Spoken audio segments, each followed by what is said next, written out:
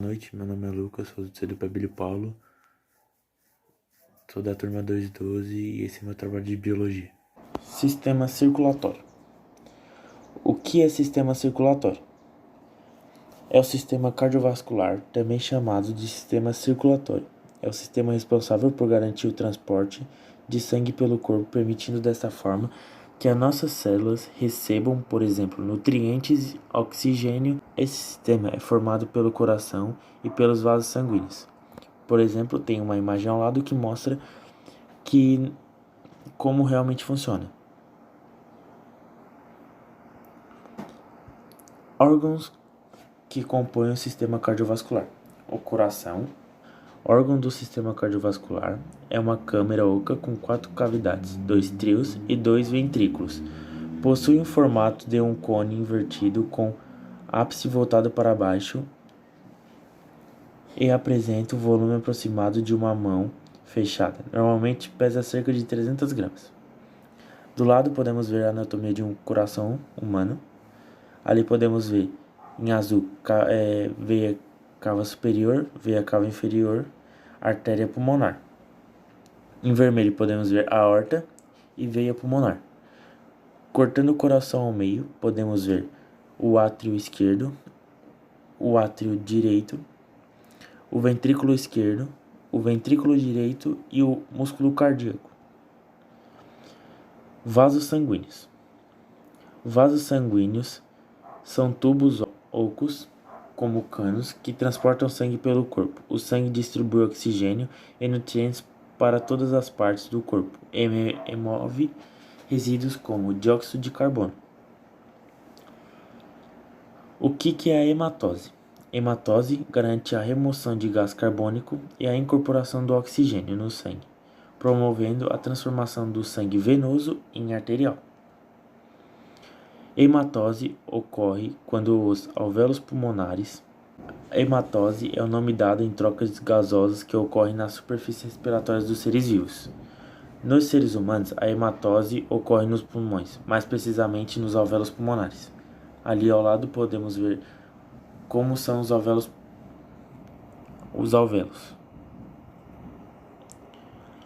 Tipos de hematose. Temos 4 tipos de hematose. A hematose braquial ocorre tipicamente em animais aquáticos, como os peixes. É uma troca gasosa e observada entre o sangue e as brânquias.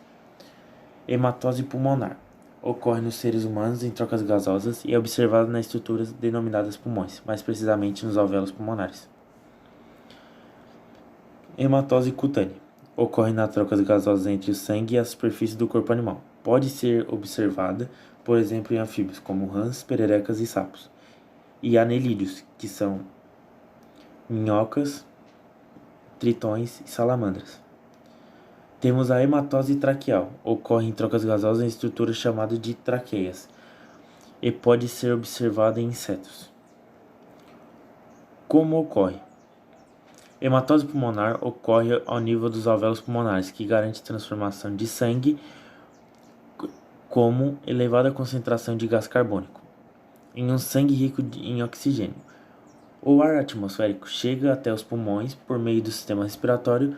Assim, o ar percorre o seguinte caminho do nosso corpo: da cavidade nasal até a faringe, depois vai para a laringe, traqueia, brônquios, bronquíolos e depois alvéolos pulmonares.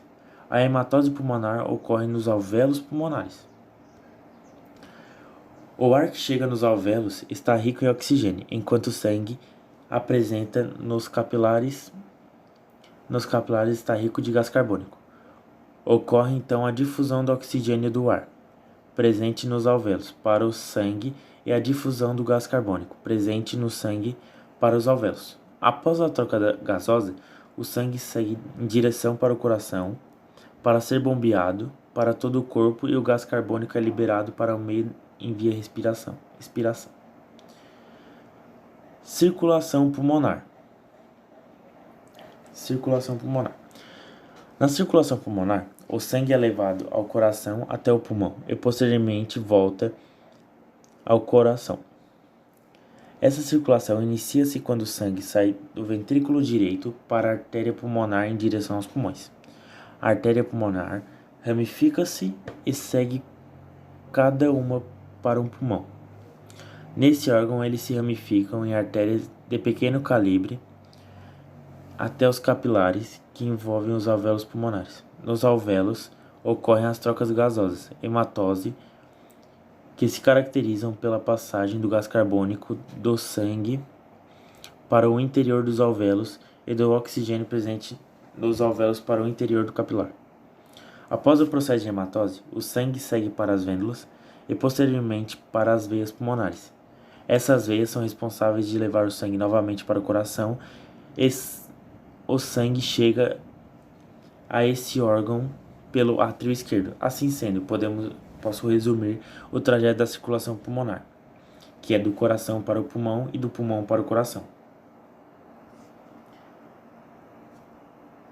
Circulação sistêmica. Na circulação sistêmica, o sangue é levado do coração para os tecidos, depois é levado novamente para o coração. Essa circulação inicia-se quando o sangue sai do ventrículo esquerdo pela artéria aorta. Dessa artéria partem ramos que irrigam o corpo todo.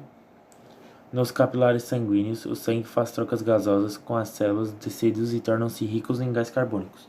Após as trocas gasosas, o sangue é coletado pelas vêndulas que levam o sangue até as veias cavas superior e inferior. As veias cavas levam o sangue para o coração, desembocando no átrio direito. Assim sendo, a circulação sistêmica apresenta o seguinte trajeto: do coração para o sistema corporal e do sistema corporal volta para o coração. Doenças do sistema circulatório. Nós temos 5. A doença coronariana, doenças dos vasos sanguíneos que irrigam o músculo cardíaco, doença cerebrovascular, doença do vaso sanguíneo que irriga o cérebro, doença arterial periférica, doenças dos vasos sanguíneos que irrigam os membros superiores e inferiores, doenças cardíacas reumáticas, danos nos músculos do coração e válvulas cardíacas devido à febre reumática causadas por bactérias estreptocócicas. Cardiopatia congênita. Malformações na estrutura do coração existente desde o momento do nascimento. Trombose venosa profunda e embolia pulmonar. Coágulo sanguíneo nas veias das pernas. Podem se desalojar e se mover para o coração e pulmões. Atenção! Ataques cardíacos e acidentes vasculares cerebrais geralmente são eventos agudos causados principalmente por um bloqueio que impede o sangue que flua para o coração ou para o cérebro. A razão disso é o acúmulo de depósitos de gordura nas paredes internas dos vasos sanguíneos que irrigam o coração ao cérebro. Os acidentes vasculares cerebrais também podem ser causados por uma hemorragia em vasos sanguíneos do cérebro ou a partir de coágulos do sangue. Causas das doenças. Os mais importantes fatores de riscos comportamentais, tanto para doenças cardíacas quanto para AVCs, são dietas inadequadas, sedentarismo, uso de tabaco, uso nocivo de álcool. Os efeitos dos fatores comportamentais de risco podem se manifestar em indivíduos por meio de pressão alta, arterial elevada, glicemia alta, hiperlipidemia, sobrepeso e obesidade. Esses fatores riscos intermediários podem ser mensurados em unidades básicas, que indicam maior risco de desenvolvimento de ataques cardíacos, acidentes vasculares cerebrais, insuficiência cardíacas e entre outras. Sistema excretor. Sistema excretor atua na limpeza do organismo. É um conjunto de órgãos e estruturas que trabalham para filtrar o sangue e expelir as substâncias potencialmente tóxicas do organismo humano. Esse resíduo é proveniente das reações químicas que ocorrem no interior das células durante o procedimento metabólico. A urina. A urina é o principal meio do corpo eliminar água e substâncias nocivas ao organismo. Ela é formada no interior dos rins, na região dos néfrons. A filtração. O sangue, vindo das artérias renais, entra nos capilares do gromelo sob alta pressão e força a saída do líquido sanguíneo para a cápsula renal. Esse líquido que extravasa do sangue é conhecido como filtrado glomerular ou urina inicial. Reabsorção. No trajeto do filtramento glomerular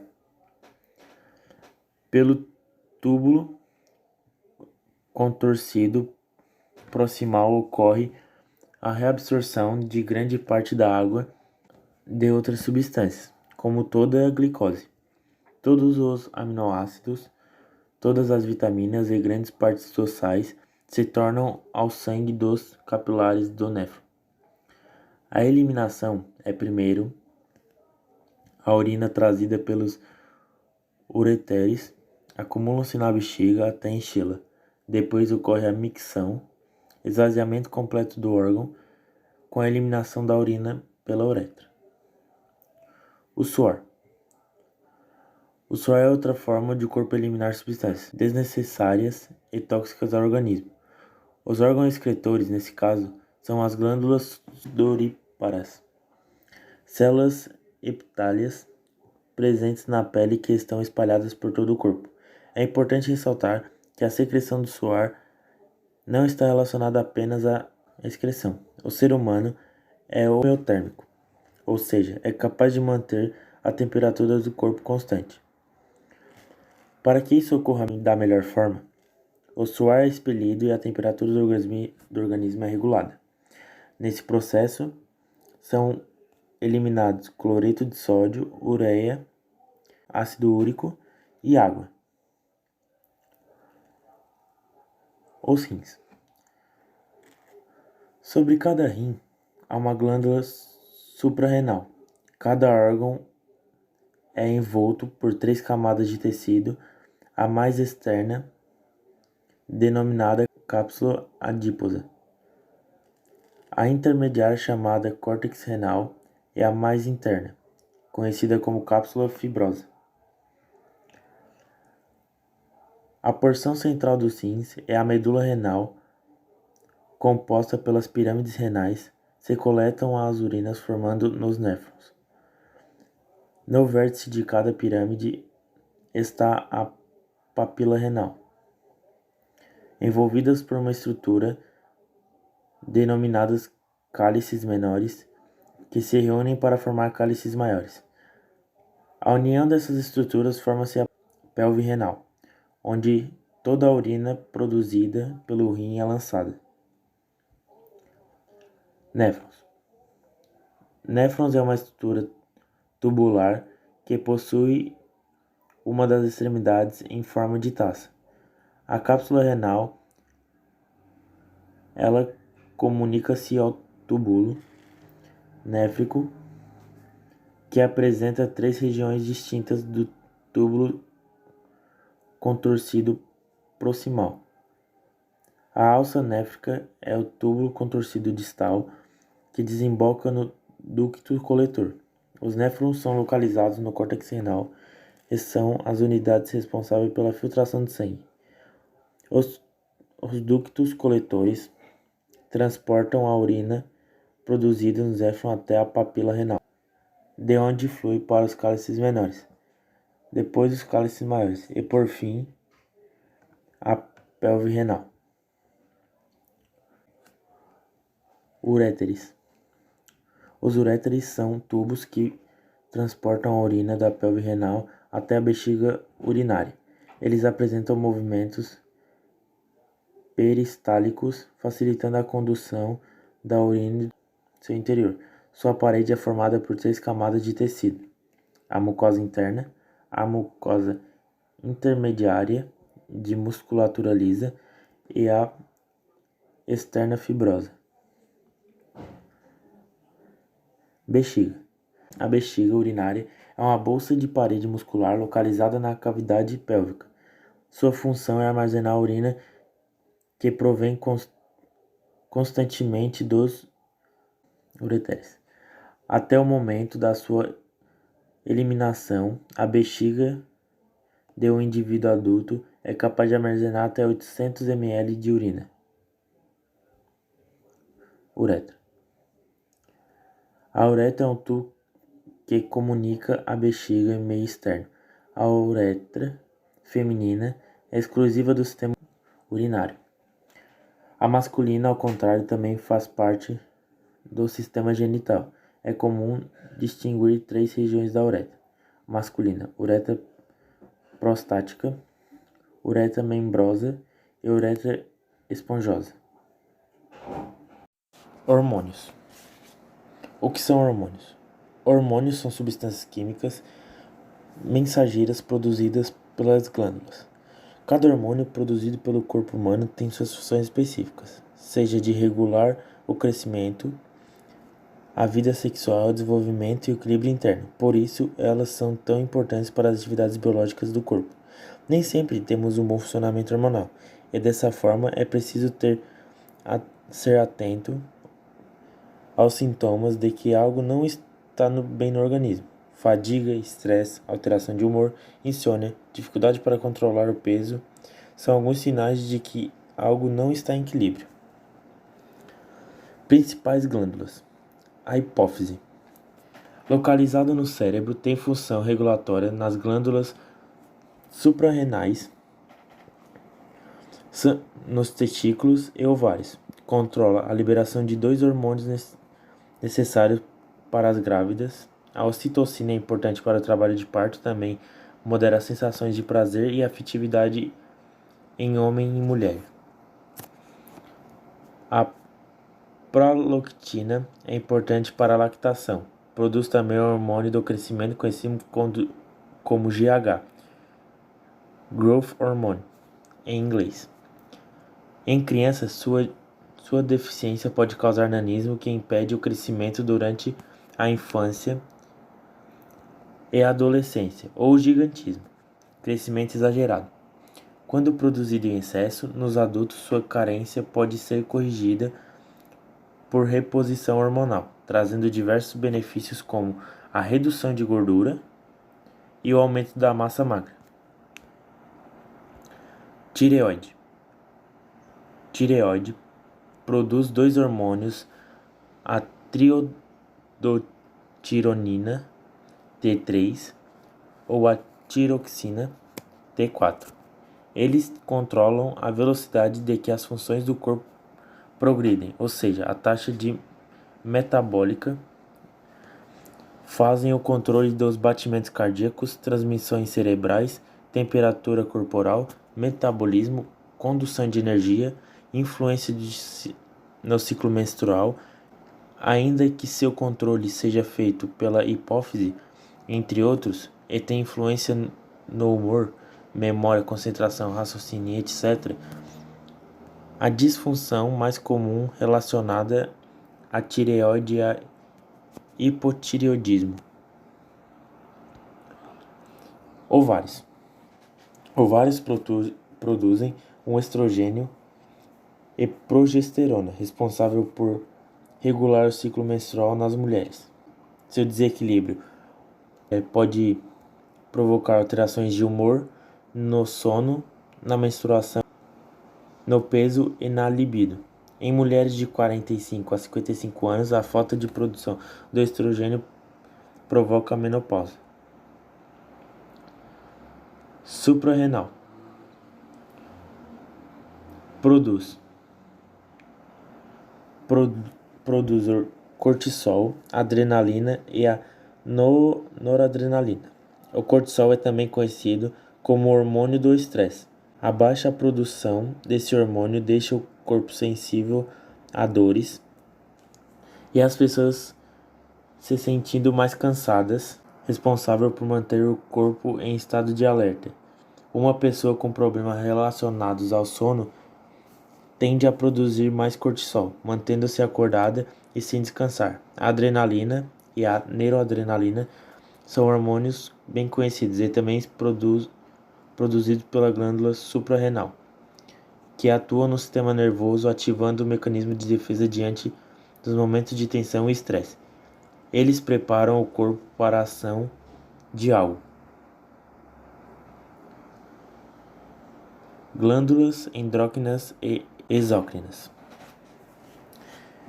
Exócrinas lançam seu produto para fora do corpo através de ductos. São glândulas de secreção externa, exemplo, glândulas mamárias, sudoríparas e sebáceas.